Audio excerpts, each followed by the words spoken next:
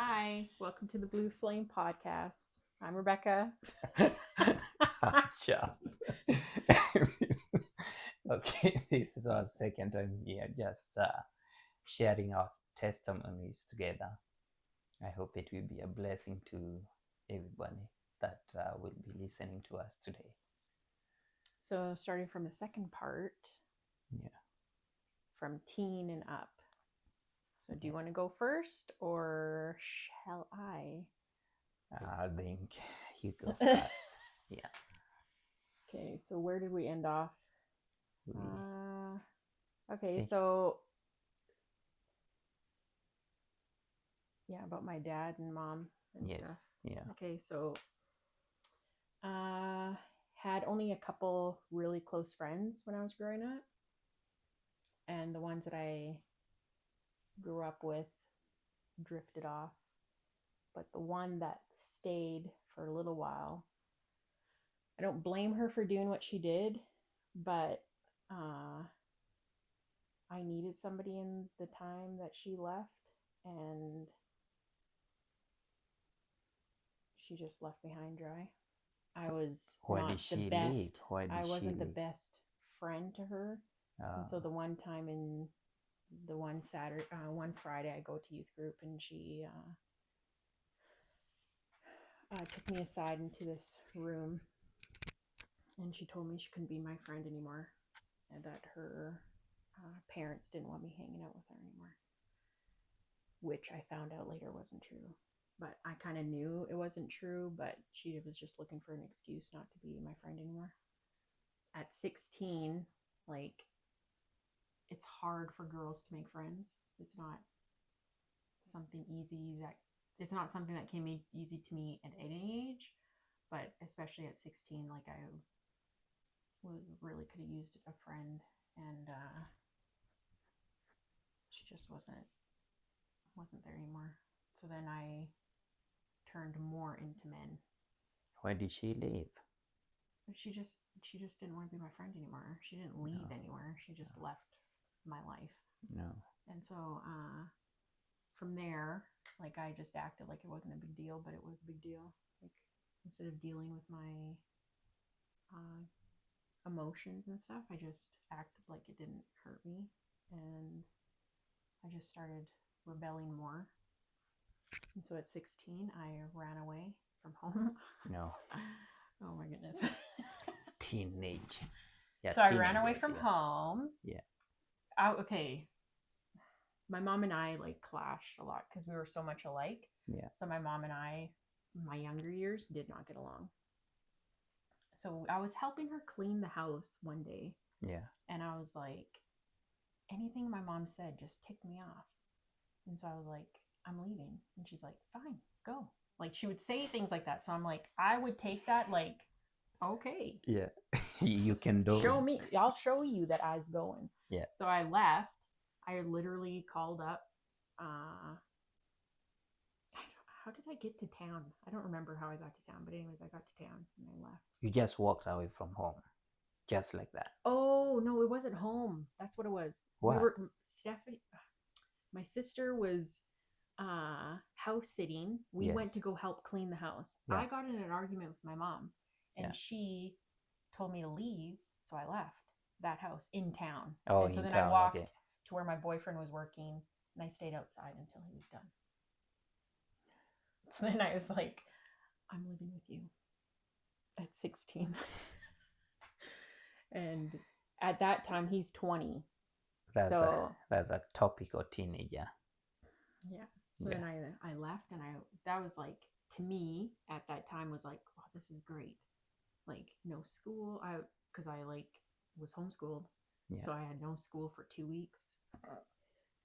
And then finally his mom found out that I was only 16. She thought that I was 18, 19. Yeah. And she was letting me stay there. But then she found out that I was only 16 because my mom called her, found his number, house number, talked to his mom, who was like, you know that she's only 16. So then she came downstairs and she said, I thought you were older than what you were. I would not have allowed you to stay in my home. And so your mom did not come looking after you, when you left? She knew where I was. Oh, okay. She knew where I was. Oh, okay. and they tried many times coming to the house, but I told his mom, I said, do not answer the door. Do not answer the door. So then from there, ran away. Then my boyfriend was at the time was dropping me off at home, and he promised that he was going to pick me up at 18 on your birthday. I'm Yeah. going to pick you up. So we had this relationship of like hidden. Yeah. Like my parents said, if you come home, Yeah. there's no talking to him anymore. And so I said, he said, when you're 18, I'll come get you, and we'll do life together. Okay. So then I'm my life is on pause until 18. Yeah. Like any guy that would ask to date me, nope, because I'm on 18. You are committed to Right. the one that promised. Right. Okay. So my 18th birthday rolls around. Nothing. So I'm waiting and waiting. And my parents are like, why are you sad? And I would not talk about it. So a month into my 18 year, I decided to go out with my cousin to celebrate my 18th birthday. Yeah. Me, my sister, my cousin, and my one friend. That was like a mutual friend from my cousin and my sister. So we all went out to the bar for the first time. Well, let me tell you, Yeah.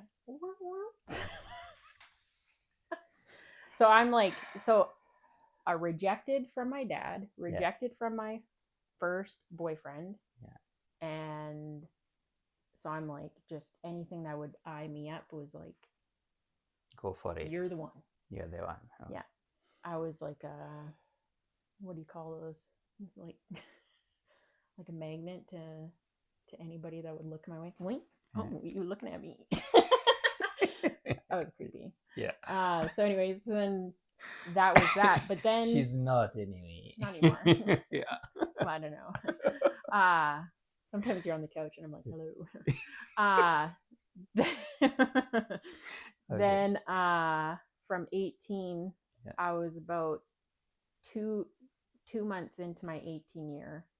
I went to my friend's house. We got totally wasted at her house. And prior to getting wasted, she showed me this one social media back then. No, back then. What is in it those called? days.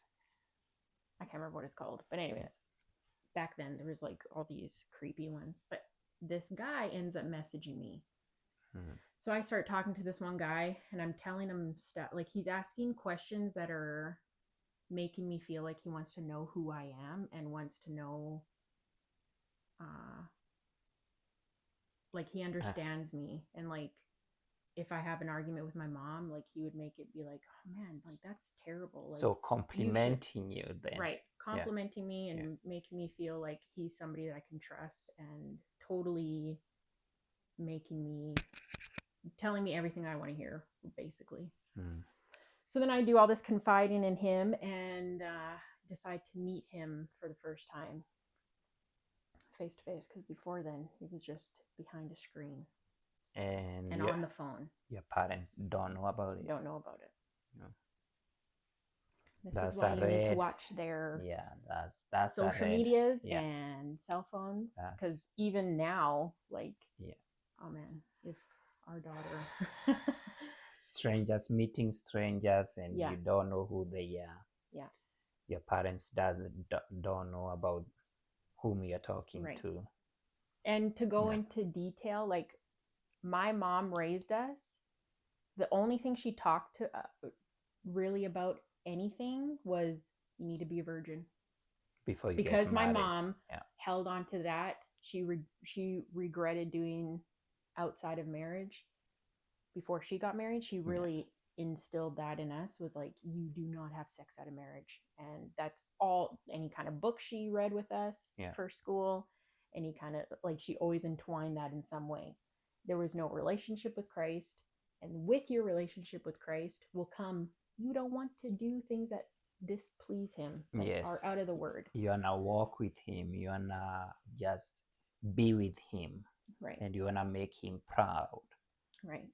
And from that, you'll not stray around, because the Holy Spirit is in you and you You'll get get convicted convicted. right before it happens. Yes. Like any Yeah. thought, it's like, whew, Yeah. I should not be doing I that. gotta be Yeah. thinking about that. Yeah. Yeah. Okay. So then meet up with him, and he's like, oh, I want to take you to this nice place. So then we end up doing stuff, and then I feel like, oh man, he's totally the one for me. Like he totally respects me. Which he Appreciates doesn't. you. He appreciates me. Yeah. He also wants to be with me. Oh yeah, totally. So then he's talking even more with me after that, Yeah. and I end up having an argument with my mom, and we go to this lady's Bible study, which I enjoyed going because I would go with her and I was learning stuff. But we had an argument in the morning. My mom says, looking back at it, she's like, it wasn't even an argument. But I remember me. I think I was finding a way out of my house, like wanting so badly to leave my parents' house at 18. So to hurt your mom so that she can kick you out. Right. Is that the right? And or I could just leave up and leave because to me in my head, okay, well the reason why I had to come back last time was because I was underage. Yeah. But now I'm 18. Yeah, you can make your own decisions. Right. Yeah. So I'm like, my mom said something wrong to me, and I held a grudge. I was like, this is my way out. So then I end up going to the ladies' Bible study. I tell him where I'm at, and I said, you come get me. So he came and got me. We go, and my mom I told my mom I'm going to the bathroom, and I never came back. And so where's the lady taking you now? No, the guy. Oh, the guy. Okay, yeah. So yeah. I'm So it's the guy picking you now. Right, the guy that I thought we were in love. Okay, yeah, yeah. And so he picked me up. We go to my house, pick up my dog, and and some clothes and stuff. Where's your mom that time? I left her. Okay. I said I'm going to the bathroom, and she's like, in the library. No, right? She's at the church. At the church, okay. Right, so she's at the church thinking I'm going to the bathroom. Okay. So she's waiting around there. Then she calls me. I'm at the house already by this time. So we lived about 15 minutes from the church. So by this time, I'm 15 minutes away from my mom. Yes. So I got to the house. I'm leaving the house. She calls and she's like, where are you? And I said, I'm not telling you. You better tell me. And she's yelling on the phone, and I'm like, I ain't telling you. Who are you with? Who's that in the background? I said, I don't need to tell you. Well, like as a parent now looking back at it, I'm like, what the heck was I doing? Like stranger danger is literally a thing. Like I laugh about it now, but it's not funny. But anyways, so I really put my mom and dad through like crap. Yeah. So from there, I'm thinking it's like I'm eating out every day. Like life is great. He's taking you every day. Every day we're enjoying life. So that was like a week, and then he's like, well, I need to go do some work in Toronto, and I'll just take you with me. And I'm like, okay, like I'll just tag along. Like, cool. I've never been to Toronto. Thinking that, oh, what a wonderful guy, right? Take me on a holiday. Wow. No. So then we get to Toronto, and then he's like, well, I have some friends here that I'd like you to meet. And I'm like, I don't want to. He was going out, and I was like, no, I'm just going to stay here. That's in the bus or where? This was at the hotel. Oh. He's like, I'm going to go out. And I said, no, I'm not going to go out. So I stayed home. I took some pictures that were like just for him. Yes. But he used that against me. So he ended up looking at the photos and was like, oh, we can use these. And I'm like, for what? And he's like, oh, just go upstairs and meet so-and-so. And I'm like, okay. So I go upstairs, and she's like, in a different. This is what he said. He said, go, because I was very much into hairdressing. Okay. So that was one thing that we really talked about when we were on the phone. Mm-hmm. He was asking me, what is it that you want to do after school? Like, what do you want to do for a career? And so I told him, oh man, makeup and hair. Like that's my passion, and that's what I really am striving to do. So he used that against me. He said we were going to Toronto. When we got to the hotel room the next day, he said, my friend upstairs will tell you and teach you to do hair. She was a girl. She can get you into hairdressing. Yeah. You don't need all the credentials. That's what he told me. So I get upstairs, and she's like, oh, asking me to pick a name and stuff. And I'm like, what are you talking about? Like, okay. I said, well, I don't know. And she's like, well, what's your nationality? And I'm like, well, I know I'm Canadian. Canadian. I said, no, and then she said, no, but what's your parents' background? And I said, well, my mom's Norwegian and Swedish. And she said, no, no. What about your dad? And I said, well, my dad's Russian and, oh, Russian. We'll find a Russian name. So then she found this name. I'm not going to say what it was. And so she put that in the profile. And then he had sent her the pictures that I had taken. So she uses one of the pictures, and I'm like, those are only for so and so. And so she's telling me that, no, we're not doing hairdressing. And I'm like, so what is this? And then she starts telling me how you're going to be prostituting. And my mom never talked about that ever before with us. So I was like, okay, like totally naive what it was. Yeah. And so then I go back. So he came upstairs because I was not cooperating in her words. Yeah. So she called him upstairs, and he's like, okay, trying to calm me down. I'm like, you said we were doing hairdressing. Like, I don't understand. Like, what is this? And he's like, okay, well, we'll just go downstairs and we'll talk about it. So we go downstairs, and he's like, well, okay, this is what you're going to do. We have no money coming in. And I'm like, okay, but I thought you had a job. Like, and I'm like, at this point, I'm like, I'm so confused. Like, I don't know what's going on. And he's like, well, you go outside. Just all you have to do. They make good money. Just stand on the street. I'm right here. My window's right here. If something is to happen, you just come to the window, and I'll open the window and you come in. And I'm like, I don't want to go out. And so I start crying, and I'm like, I'm not going out. You can't make me go out. And he's like, okay. The next day, same thing, same process. Go outside, go stand on the street. This is at nighttime. So he's let it go now for like 24 hours. Now at nighttime, same thing. Yeah. Go outside, stand on the street, and same thing. Like, someone will pick you up, but I'm here. I'm right here looking out the window. What a creep, eh? Well, now, yeah, but at the time, I'm like, okay, like he's a here. gentleman. He's here. He's gonna keep me safe. Yeah. So then I go outside and I stand, and this guy pulls up, and he said, if somebody pulls up, you tell them your price. And I'm like, so confused. I'm like, what are you talking about? He said, you're gonna tell them $450, and that you don't do full service, and this other stuff. I can't remember what all it was. So then this guy pulls up, and I totally freak out. Like, I'm like, no. So I run back into the hotel, and he's like, what's going on? He was not looking out the window. He didn't know what was going on. No. So then I'm telling him what's going on. I'm clueless. I'm thinking, oh, he just wants the best for me. So then he's like, it's okay. You don't have to do it. It's okay. Yeah. So then the next day we go home. We go back to where we lived. We fly home, and it's good for like another week. So it's good. He stopped, talking about it completely. Okay. Then we get home, and then I'm like, oh, so where are we eating tonight? We don't have money. I'm like, what do you mean we don't have money? So he wants you to continue. Pressure me. Yeah, pressure you to do it. Right, because we don't have money. Yeah, of course, if you don't have food, right? Right. So he's like, okay. So then he's telling me, like, I would take you out, but I literally have nothing. And so whatever we have in the house is all we have to eat. And so then I'm like, oh man. Instead of thinking, you get a job, you bum. Yeah. Like, yeah.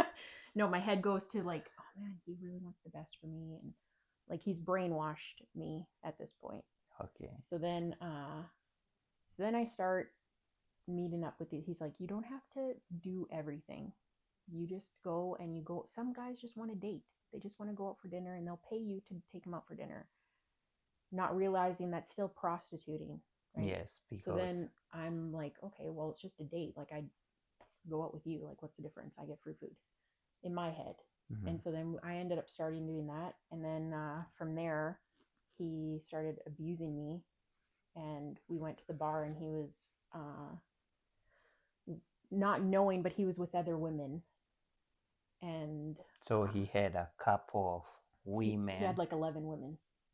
Like, anytime we went to the bar, there was all these women around him, and I never clued in. You didn't question. I was just like, yeah. Oh, they must They are like just them. friends. Yeah, they're just friends, like Yeah.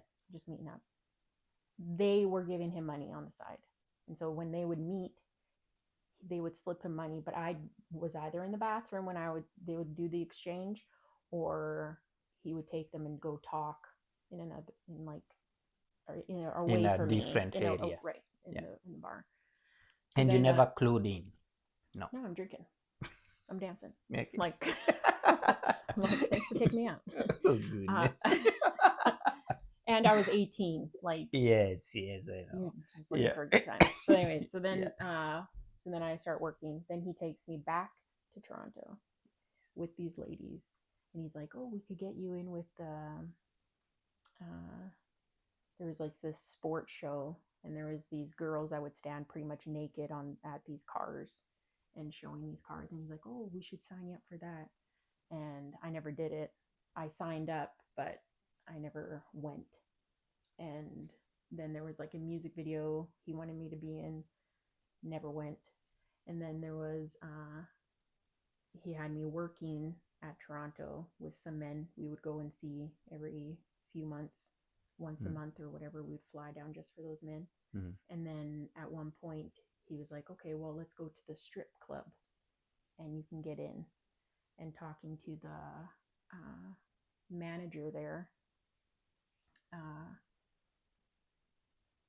talking about how you make the money, and you make the most money taking the men into the back.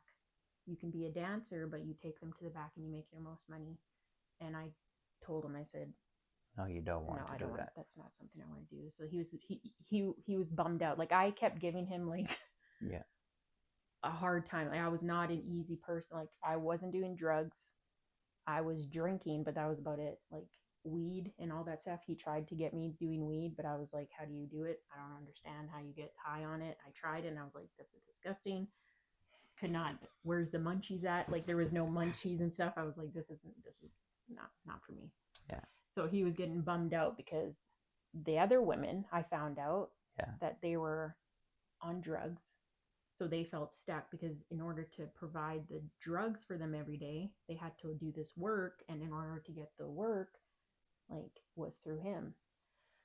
And so they felt stuck. I didn't feel like I could leave because I had let the way my mom and I talked, like, Yeah. So you try felt for a little while. stuck. I felt stuck with him, Yeah.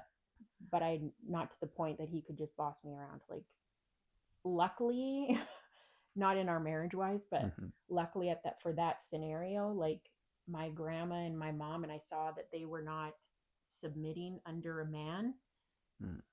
So for me, I did not submit under him. It was like, no, no, no, you don't tell me what to do. I choose what I want to do. Okay. Yeah. So Yeah. in that Yeah. aspect, it came That came good. handy It on came your handy, part. right? But not when we Yeah. got married. Yeah. I know. I I know. know. I know. But in that scenario, like, I'm grateful for that because I would have let a lot of things slide, and I would have probably been more stuck, and I wouldn't have gotten out.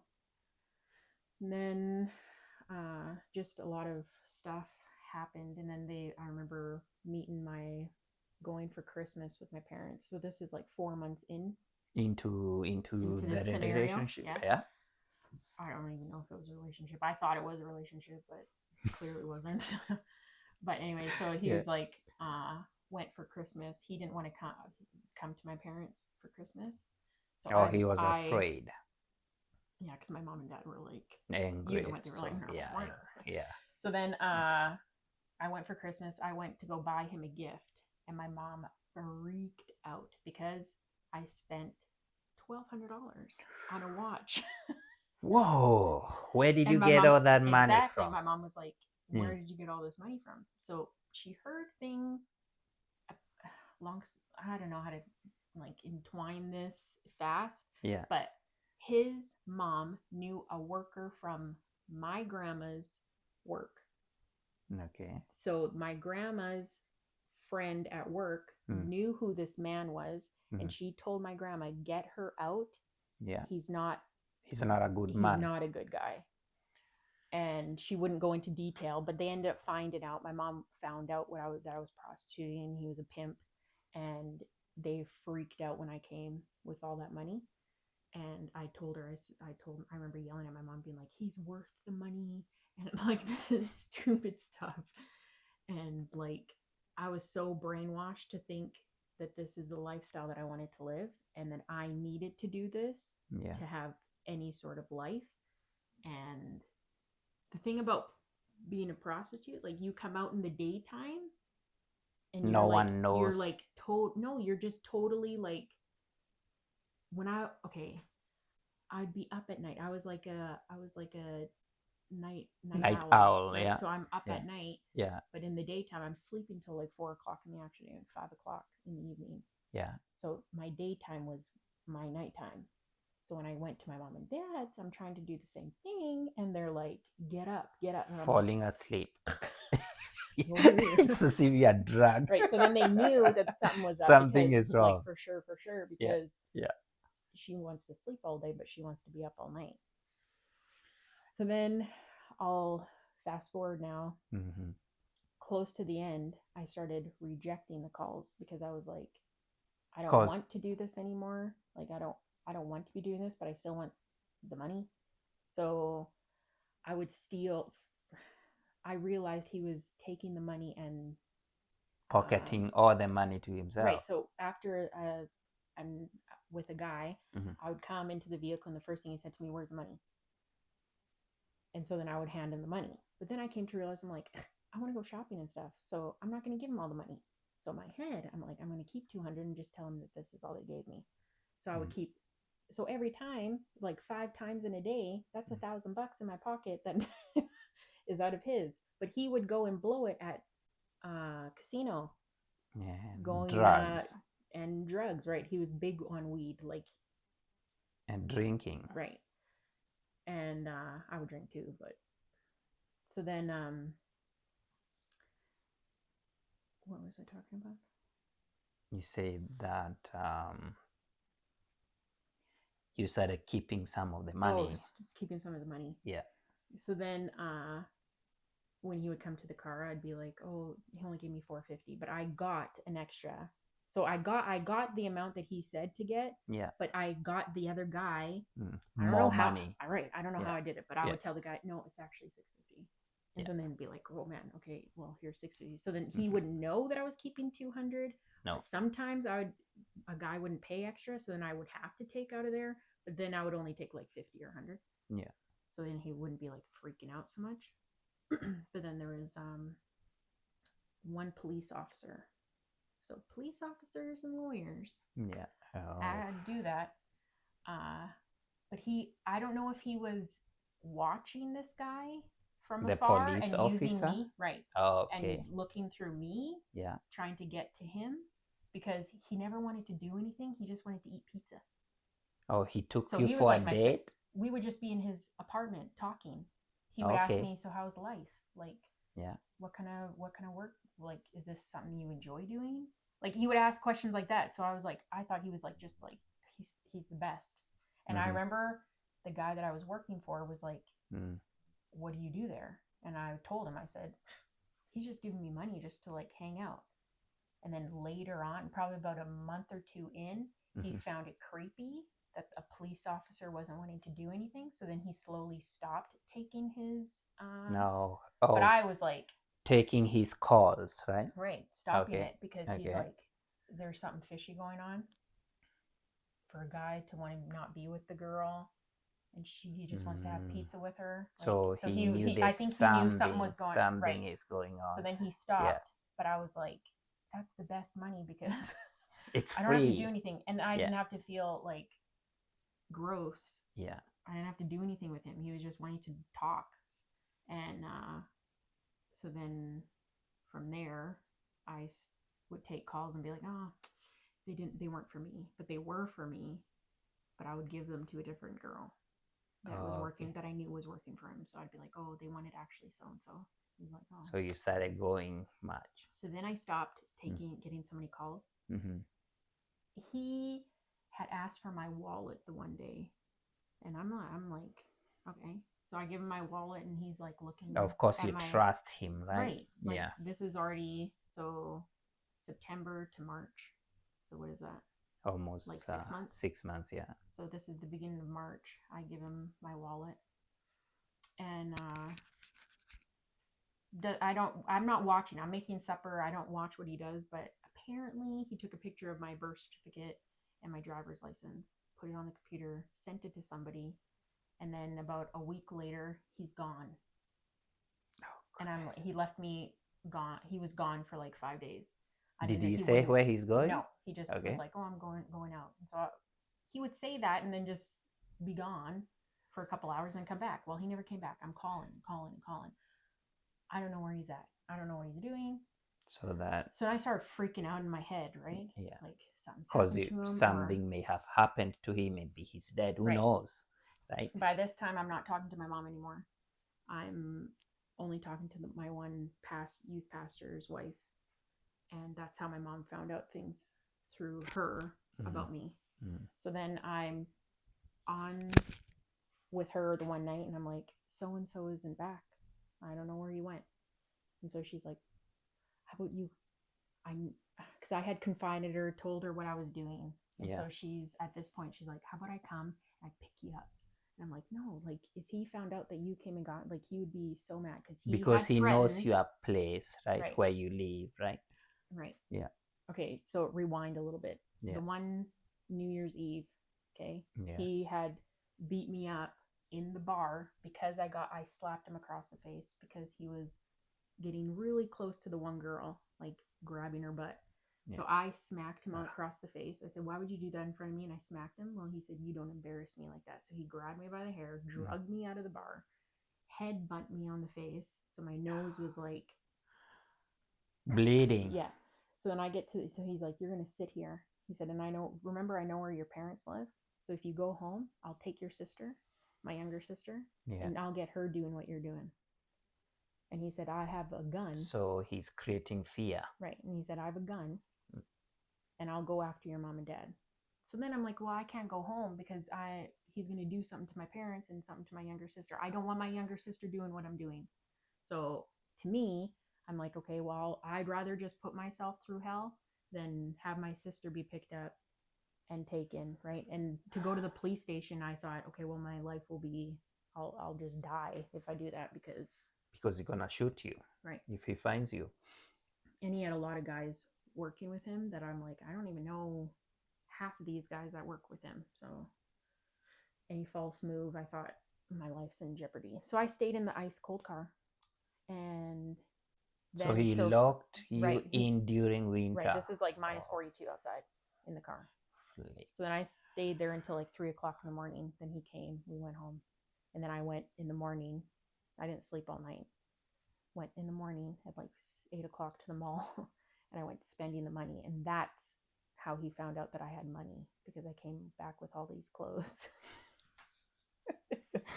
But anyways, so now fast forward to the last time I was there. So then my friend was like, I'll come pick you up. And I'm like, no. Like, he'll do something to you. You cannot come. And she's like, well, I'll come with my husband. I said, no, you cannot come. Like, it's not safe for you to come. And so then she's like, well, what do you want? What do you need? And I said, I don't know what I want. I don't know what I want. And so then she's like, well, pray about it, Rebecca. And I'm like, I don't pray. I'm not going to pray. Like, God doesn't hear me. And she's like, Rebecca, God will hear you. And I'm like, no, he won't. I'm dirty. I'm totally gone. And she's like, no. Talk to the Lord. So then she went off Messenger, back when everybody used Messenger. Yeah. Then I was sitting there. No, it was just silent. And I'm like, so you're trying to think what to do. Trying to process, like, do I go home or do I wait this out and see if he shows up? And I'm like, well, let me put some music on. So then I put music on. I did not download any Christian music. Remember that one day I showed you the song? Yes, like, yes. I never put down any. It was all reggae and all that, like hip hop and the stuff you don't like. I know, yeah. And I put it on. The first song that plays is this Christian song of Casting Crowns. Does anybody hear her? And I just start bawling, and I'm like, okay, God. Where did that come from? Right. I didn't know where it came from. I did not download it, nothing. So I'm like, and this is his computer. So I know for a fact he did not download any Christian music. Whoa. No way. So I know God was putting that on for me. And so from there, I messaged my friend and I was like, I need my mom and dad to come get me because my mom said she was not answering my calls anymore. She was not going to respond. So I told her, I need you to tell my mom and dad to come get me. So my mom and dad show up. 5 minutes after they get there, my mom had called me before they came and she said, we're on our way. Get all your stuff, everything. Grab everything so you have no ties to go back. And I'm like, okay. So I packed everything up. And 5 minutes after they show up, who shows up? He does. Oh, goodness. So my dad is holding him and he's just yelling, she's mine, she's mine. You can't take her from me. You can't take her. My dad has him blocked in the kitchen. Yeah. Okay. Just like blocking him in the kitchen. He's in the kitchen. He comes with a knife. Oh, goodness. Slashing towards my dad. My dad ends up getting cut. So because he got cut, his like tendons and stuff are oozing out. Yeah, of his blood hand. is all over the place. But my dad still was trying to like keep him out. Yeah. But he couldn't. So then he comes through. I'm on the phone because I saw him grab the knife. I'm on the phone with the 911. I'm telling them where we live to come now. He has a knife. He's coming towards my dad. And at that time, I just freak out. I scream on the thing. And I'm like, he cut my dad. He cut my dad. And so then he comes over. He's like, get off the phone. Get off. And he has this big knife in my face. Get off the phone. And so my dad grabs him back over to the wall. Yeah. This is happening all so fast. Like, next thing I know, this big amount of police, like probably 10 or 12, come rushing through our door. Like while I'm on the phone with the 911. They came so fast that my mom and dad and I have talked about it. Yeah. They were downstairs. Oh. They've been watching him. So apparently, yeah. I'll get to that. Yeah. So anyways, they were watching us for a while. Yeah. So then he had, what is that called? Like where the police are watching you. So he was already in jail. Like warrant 3 times. Right. For his arrest. Yeah. Right. Yeah. So they've been watching him. Any false move he made, they were like right on it. So anyway, because I said, he has a knife. Well, they were upstairs within like on the ground. He still had the knife and they're like, drop the knife. And he's like, you don't understand. You don't. And he's freaking out. So then they tackle him to get the knife out. Like, drop the knife. Come on, man. Dude. He could have got shot. Right. And so then they tackle him and I'm walking out. The police are like, you need to get out. You need to get out. So I grab my bags. And I end up looking at him and he looks at me and he said, I'm coming to get you. And so then that's just playing all in my head. I'm like, oh no. So then my dad is like, so then my dad and mom were like, okay, we have to go to the police station and file a report. File a report and stuff. So we go. Yeah. And they take my mom and dad back first. Then I do mine and then they take me. So after I'd done mine, so I'm thinking, okay, well, it's just gonna be like my mom and dad's, like it's done now. Yeah. No, they come forward. Yeah. And we were there at like 5 o'clock. We didn't get home till like 3 o'clock in the morning. So 5 o'clock in the evening. Yeah. They're telling me come in the back, and I'm like, okay. Yeah. So I go to the back, and they're like, we found some things on his computer. Did you give him your driver's license and birth certificate? Oh, because they took his computer. Right. They confiscated some of his stuff. They found 3 guns in our apartment. I had no idea they were there. They found a couple machetes. Had no idea that they were there. There was like all these weapons that I had no idea they were there. But he hid them somehow. I don't know where he hid them. But they were there.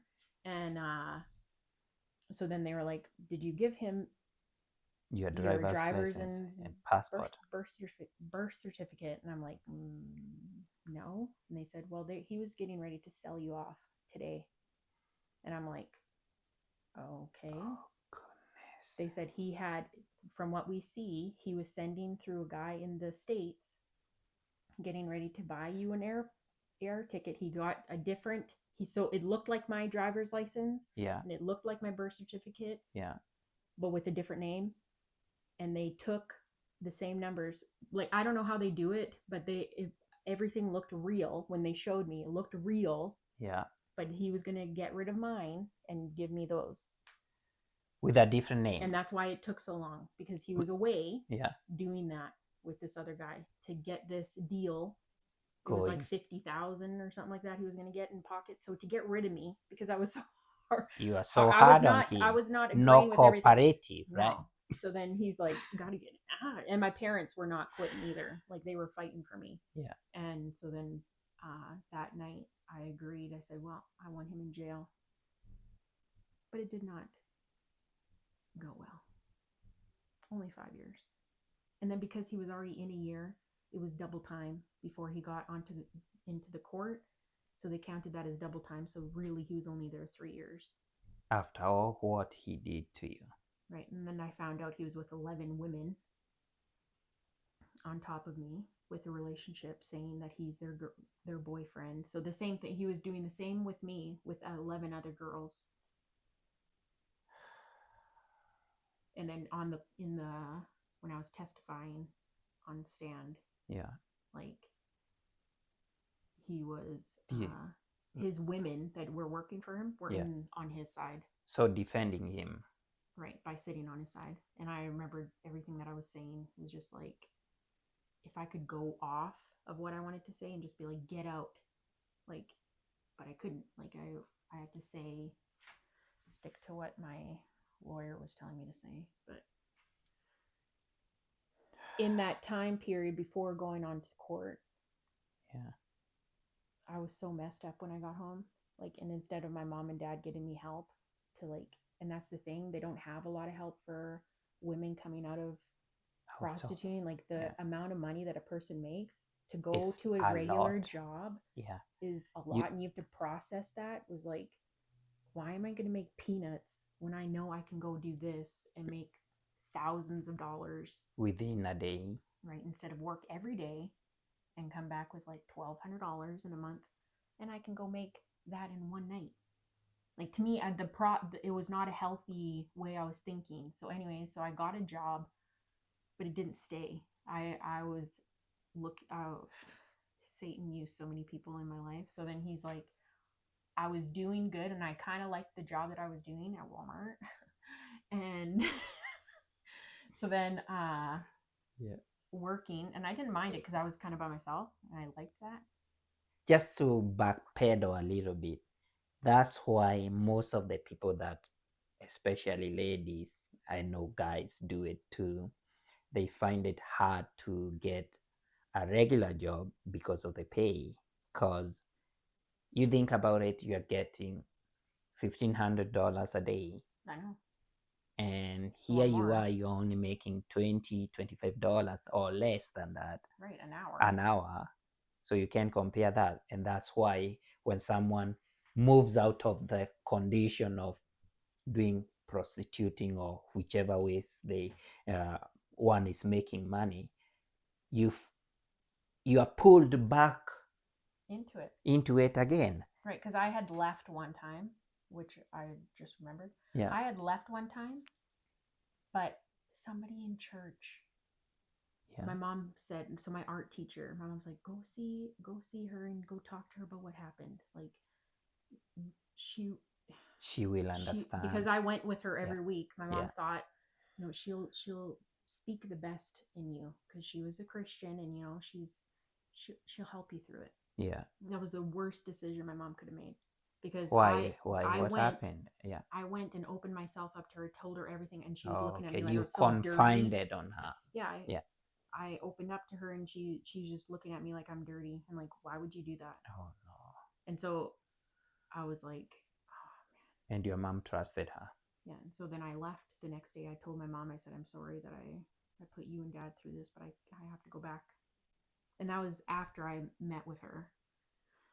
And I was like, okay, well, if she thinks I'm dirty, I can't go back in the church because they're all going to think I'm dirty. And so you felt unwanted then.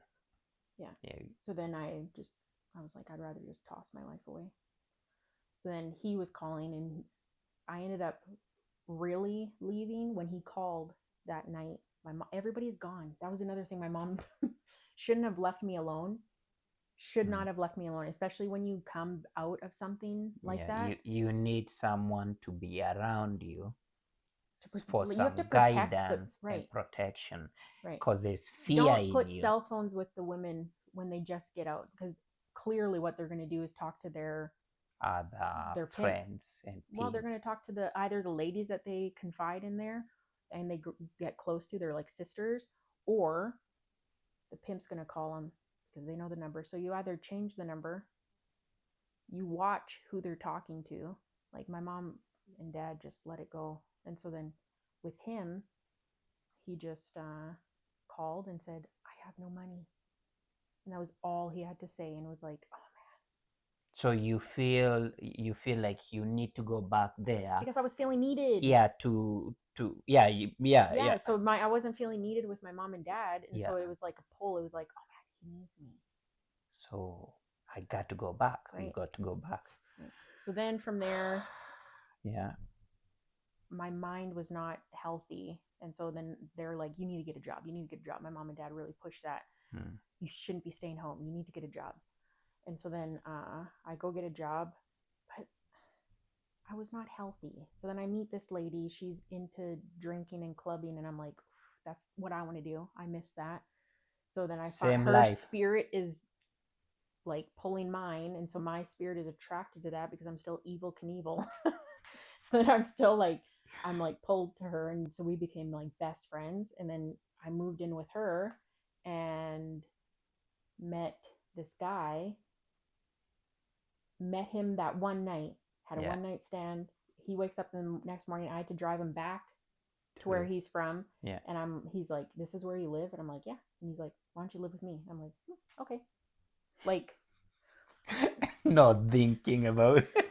So then I moved in with him from her. Yeah. And I was like, my parents are like, where are you? And I'm like, I'm just living with so and so. And then I think, oh man, he loves me and he's gonna protect me. Yeah. He's Total different opposite. He's the from same the other one. in a different body. Like, so he was very much a womanizer. So with lots of women, and he would also beat me. So then. So from frying pan to the fire. Yeah. So then my sister was engaged to a guy at the time, and then when I wanted to leave, I called him up and was like, can you come get me? And I'm just done here.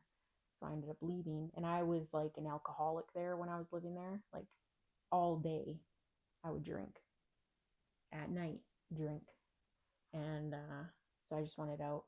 And so then I moved out, but he was very controlling and like follow me around.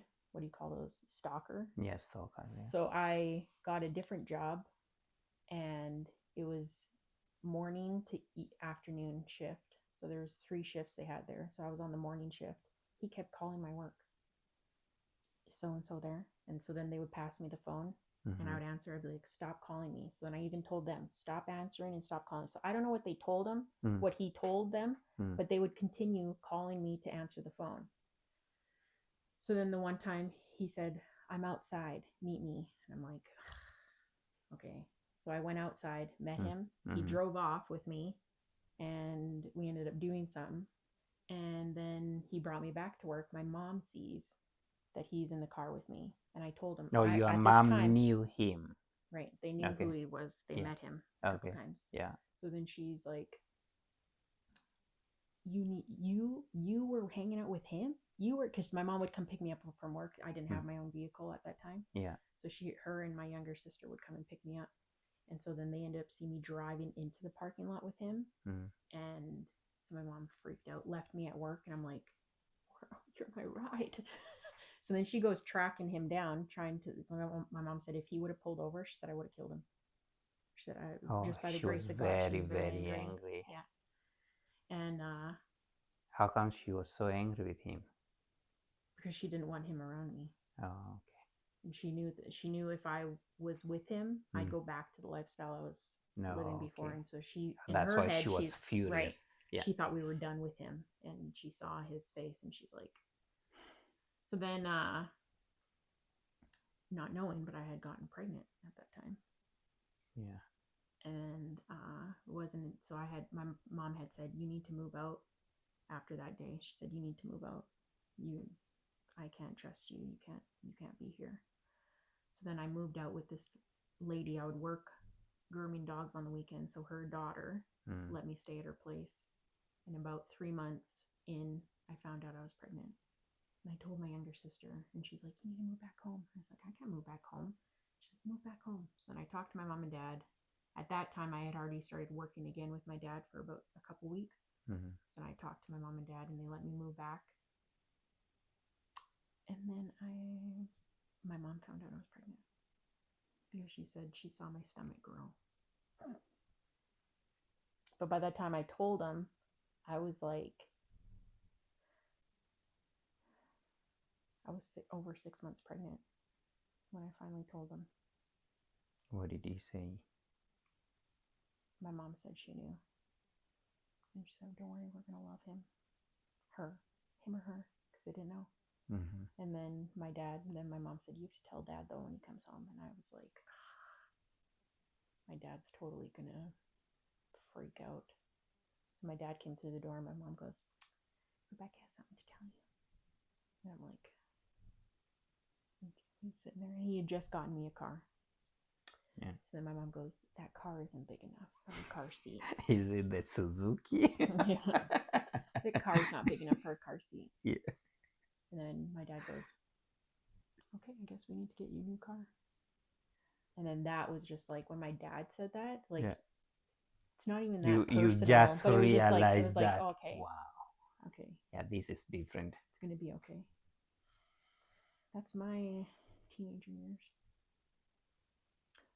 Yeah, way different than mine. Where did I? So you could start from when you were out of school. Yeah, well, let's talk about me here. And yes, I did my schooling for a couple of years in Kenya.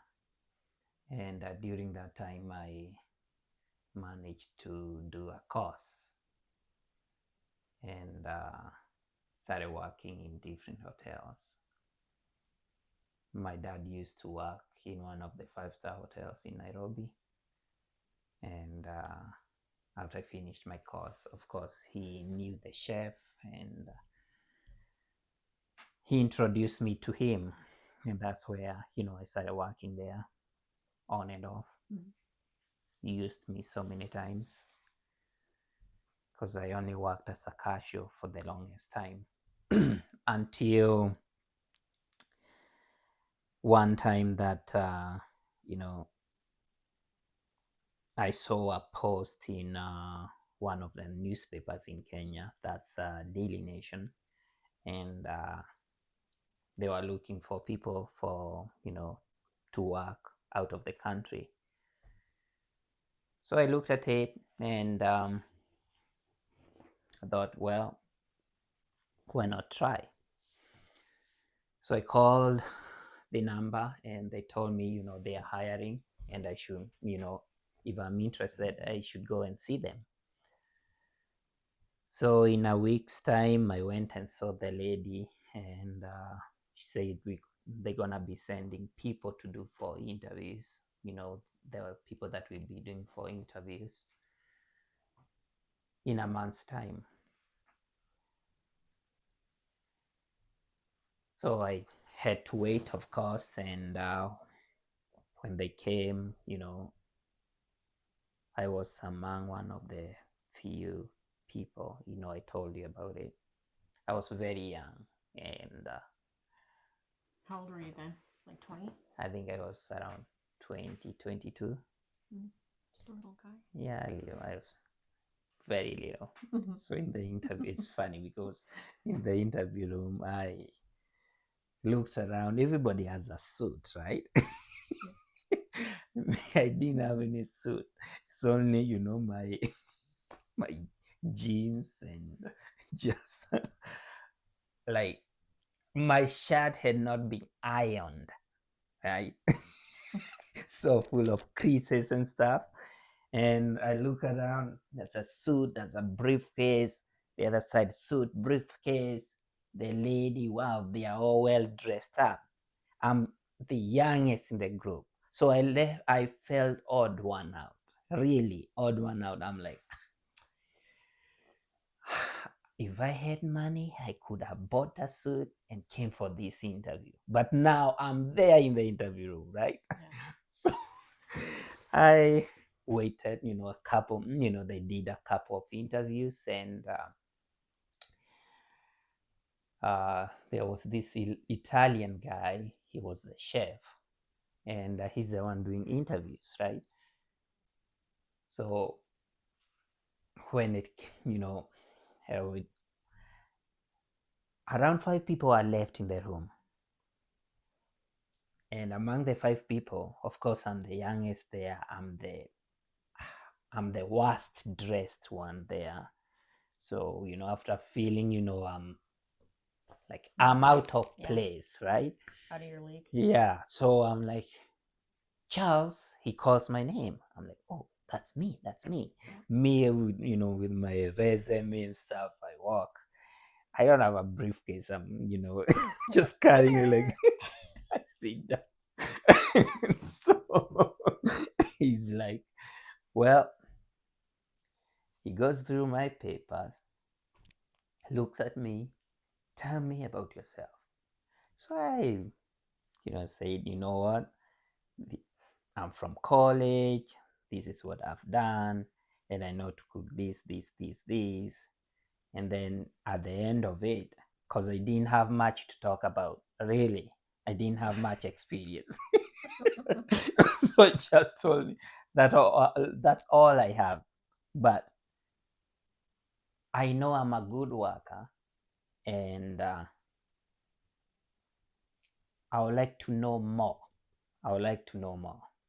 So he looks at me, he flips over my paper again, looks at me, and he's like, Charles, I like your attitude.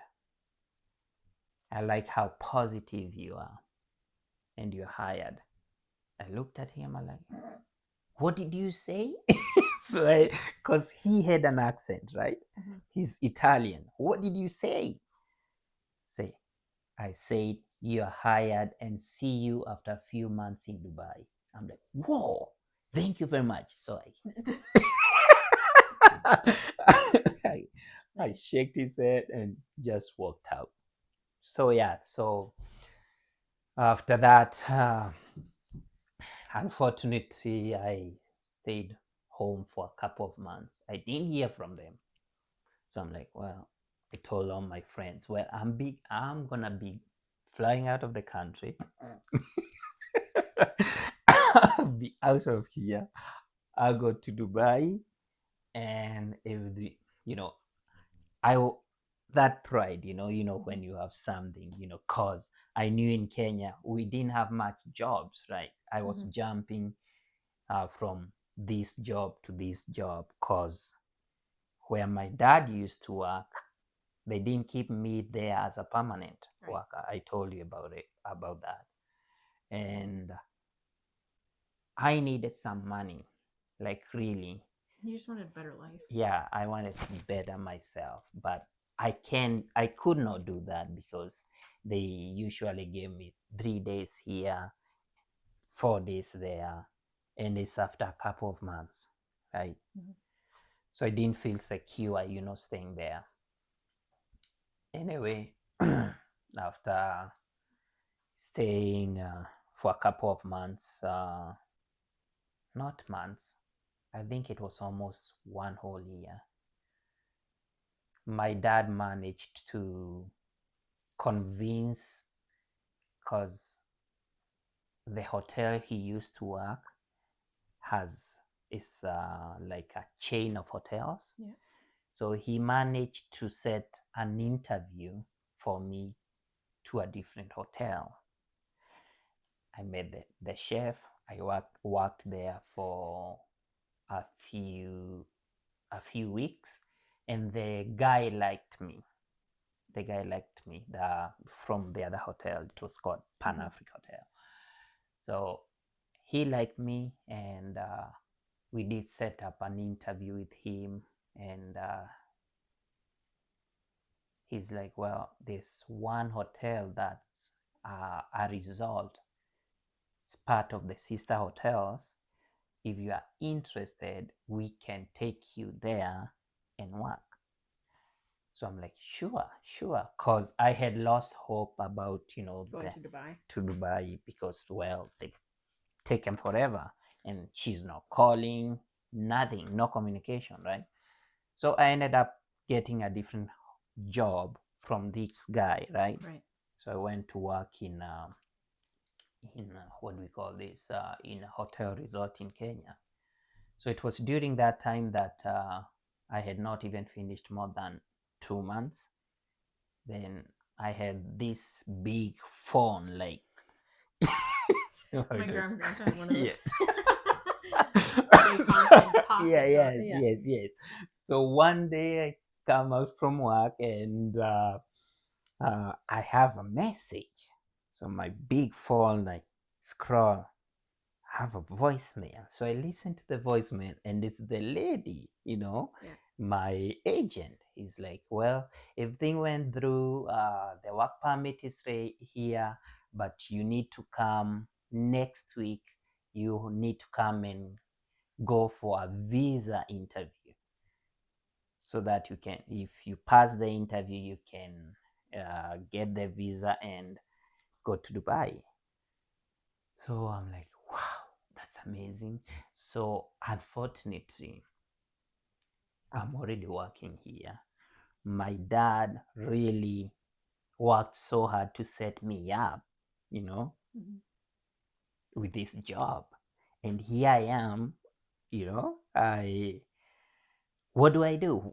Like, I'm panicking. I'm like, what do I do? What do I tell these people? So I had to lie. Unfortunately, it's not nice to lie, but I had to lie. I have an emergency at home and I have to leave tomorrow.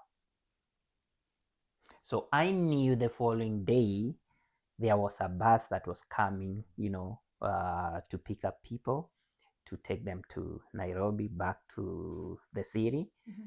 So I knew that if I told them I have an emergency, then they'll be able to pick me up. Yeah. Then I'll end up in the city. So went back to the city and there. I'm there and my dad comes in the morning. Of course, he worked all night. In the morning, he sees me there. He's like, what are you doing here?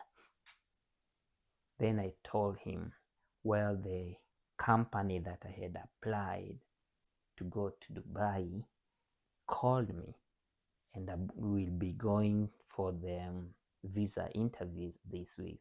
So he's freaking out because, of course, he's older, right? Mm-hmm. All the stories that he's heard about, Arabs and people, Arabic people are not good. So his own mentality is he's like, no, you can't go to an Arabic country. They're gonna go and slaughter your head. Like, really, you can't do that. So we had we had an argument, right? But I tried my best to explain to him, well, let me do this. Let me go see if I'll get the visa. If I don't pass the interview for the visa, then I'll go back and start working again. So he looks at me and says, okay, I'll talk to my chef and tell him, you need some time, right? Mm-hmm. And then you go do the interview and let me know what happens. So I went, did the interview, and I got the visa. Come back, come back. And I told him, well, this is the date when I'm supposed to be flying. He's like, really, you're gonna be going there? That's because he was probably like, Yeah, you ain't yeah. getting no visa. Well, and that was back then, right? Because of course we know how Arabs are, right? And he was afraid. I understand as a parent the fear, Mm-hmm. when you've heard these stories from people, it's like this, it's like this, it's like this. You fear for your children, right? But I it's just by God's grace that I talked to him and I told him, you know what, let me try this, Dad. Let me go there. And if things don't work out, I will call you. I have my big phone here. I'll call you and we will organize how I will come back here.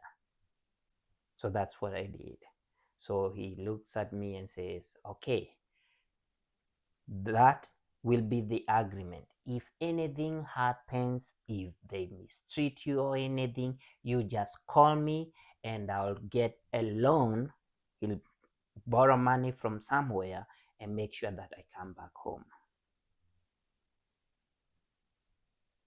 Such a big sacrifice.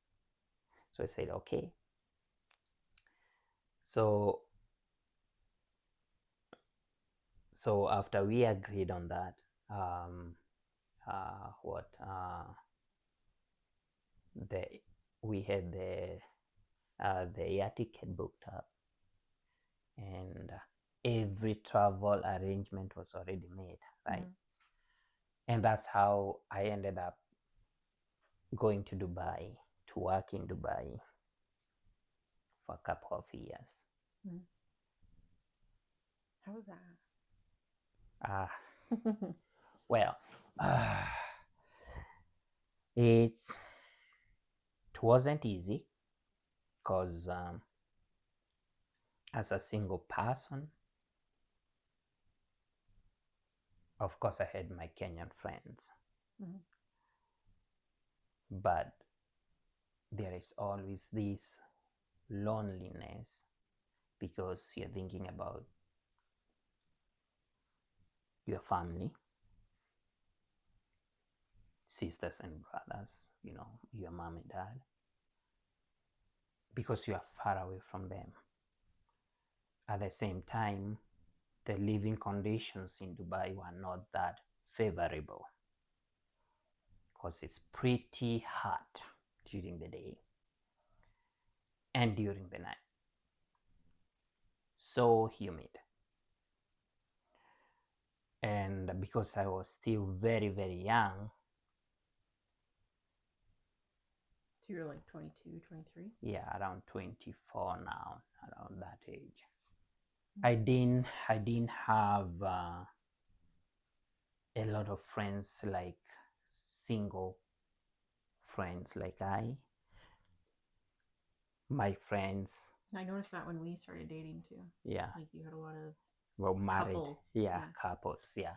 So my friends were married, and the single guys that were with me as Kenyan friends, they had girlfriends, right?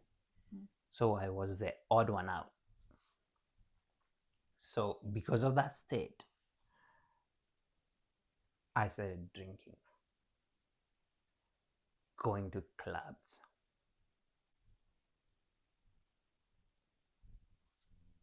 Because of freedom, because I'm free. Like you have no accountability. Yes. There's nobody at your house. And when I started doing that, I didn't tell my dad that I'm going to the club or I'm drinking. My dad doesn't drink, doesn't smoke.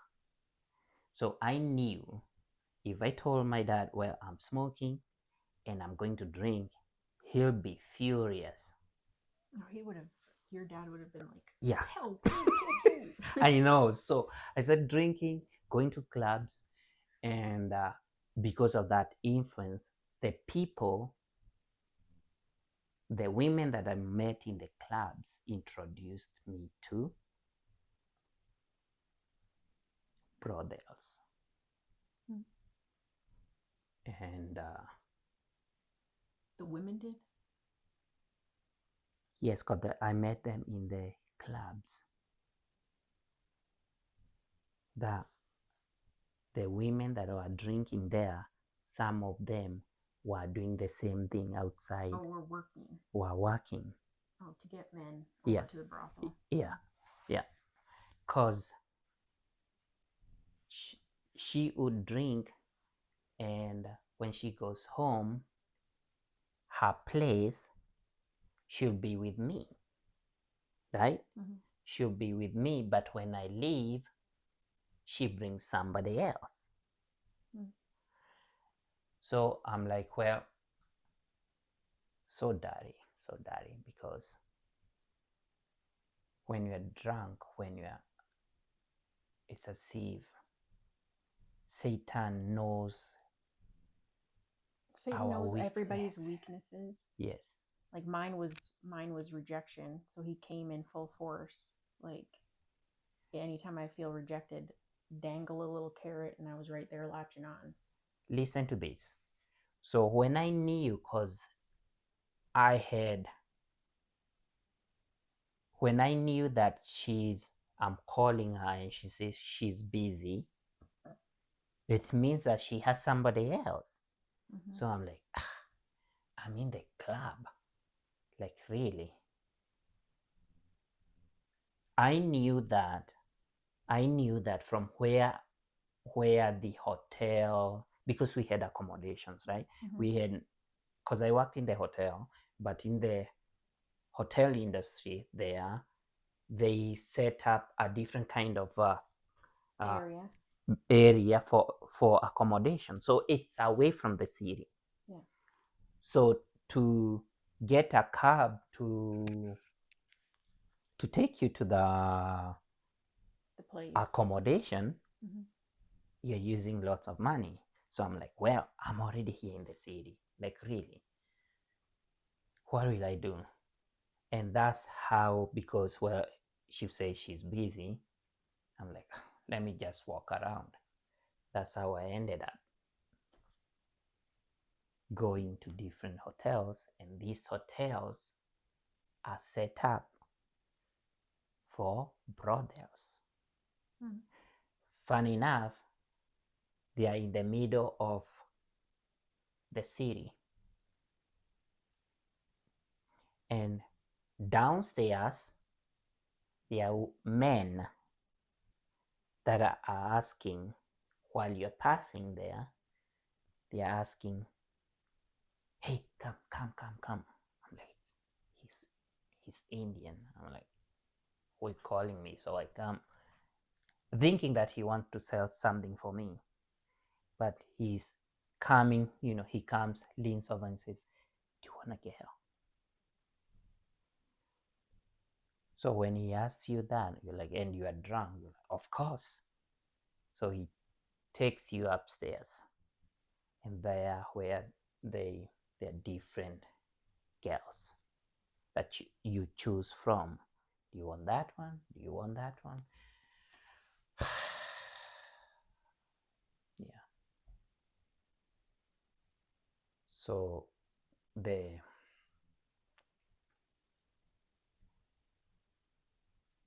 and that's how I ended up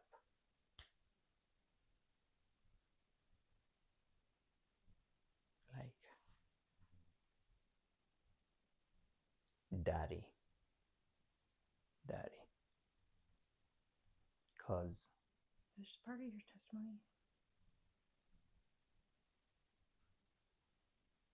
Satan wants to keep us silent with our testimonies, to be like in the mindset I was so long, keep that hidden, don't tell anybody.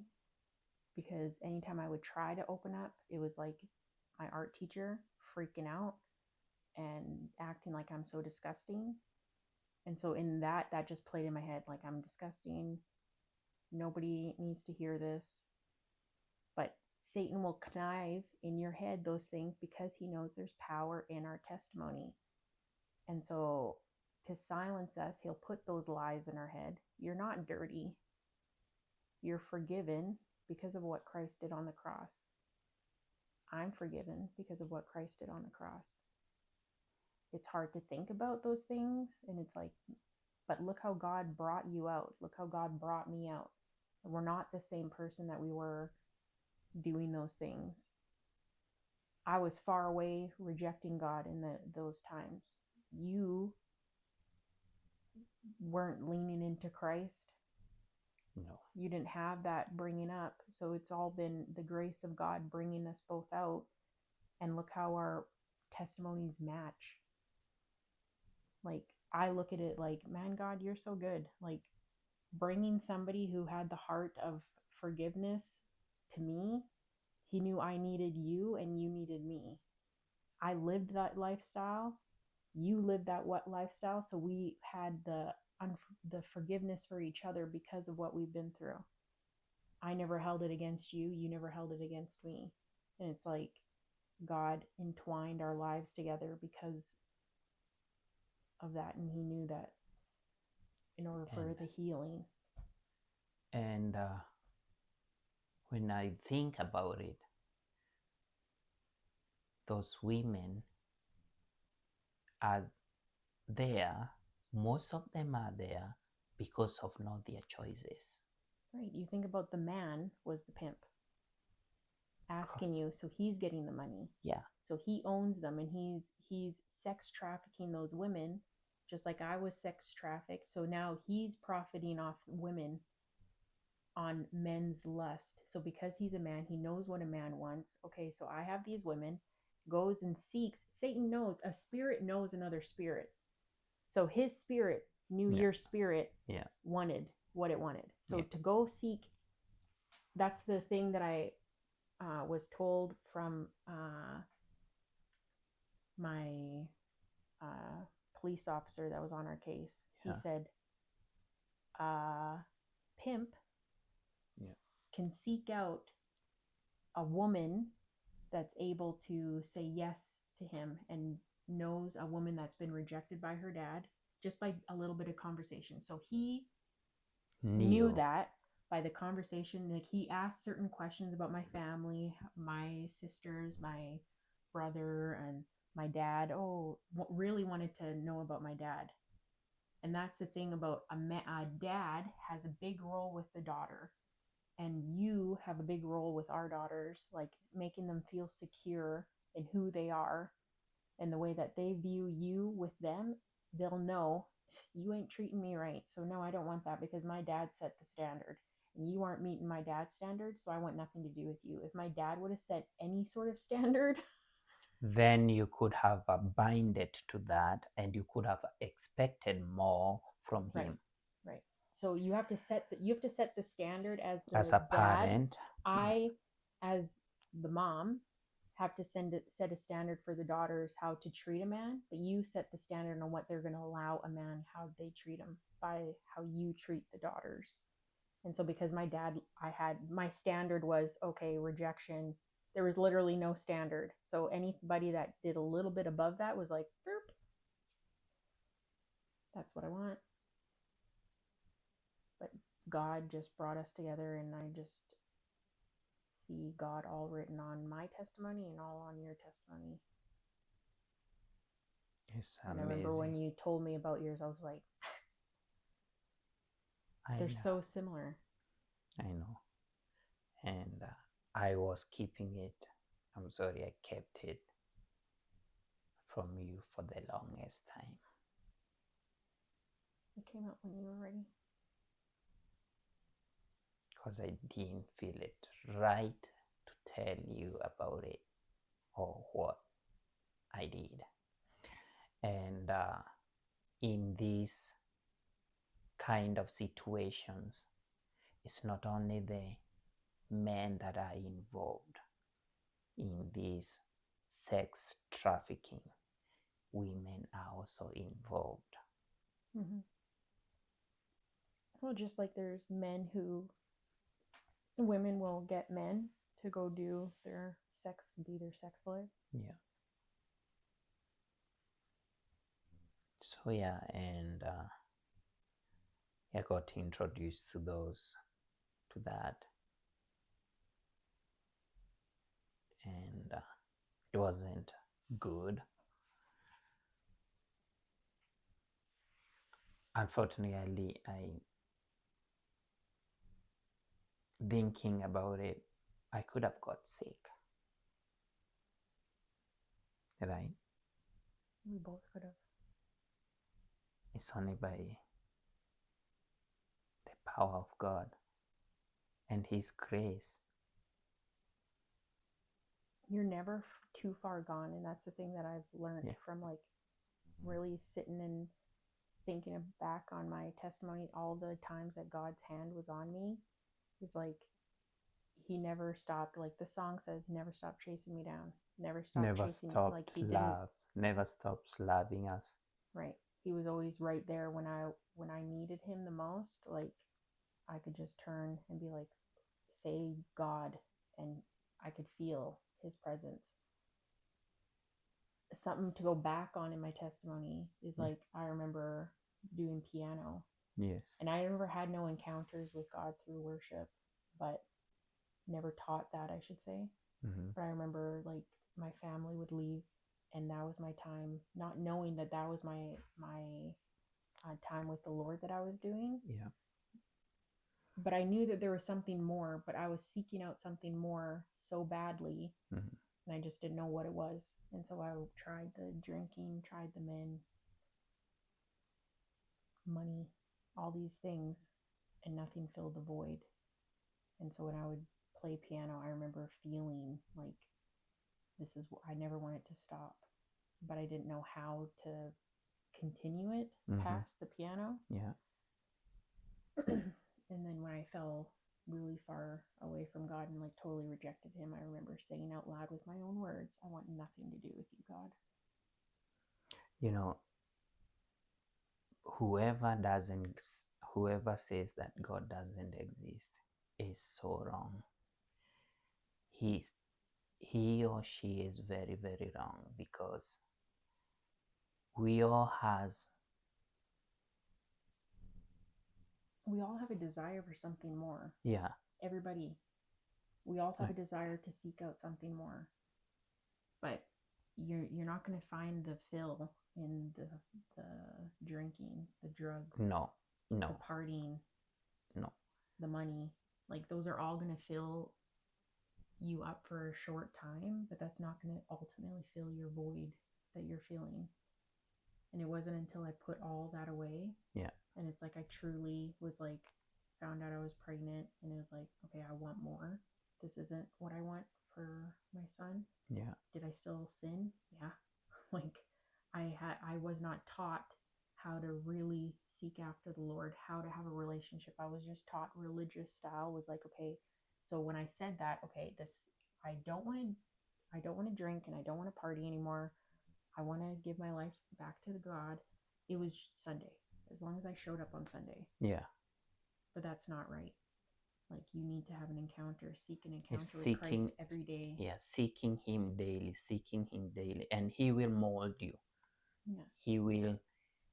He will touch your parts of life that will not be too hard for you to. Right. The parts that you want to put away and put in the dark. Yeah. God is the light, and God's going to shine a light on that and be like, hey, this part that you don't want to be awakened to, and you don't want to think back on that. It may be like being molested. I didn't want to think back on that. Yeah. And so when it was like, no, this happened to you, you need to deal with that. Yeah. It was like, because I had given myself to God, I knew God would get me out. And it was like, okay, God, take me through the process of the healing. Take me through the process of what I need to do, what I need to say. I had to forgive the guy that did it. Yeah. And then I found out that his dad did it to my mom. And it was like, no wonder he did it. There was a generational curse on their bloodline of molesting. Yeah. But needless to say, I have a crying baby in the other room. Yeah, that's sorry, we have to cut you short. We're gonna continue with part 3. And it was gonna be a good one, because it's when we mate. Yeah, looking forward to that. Bye. Bye.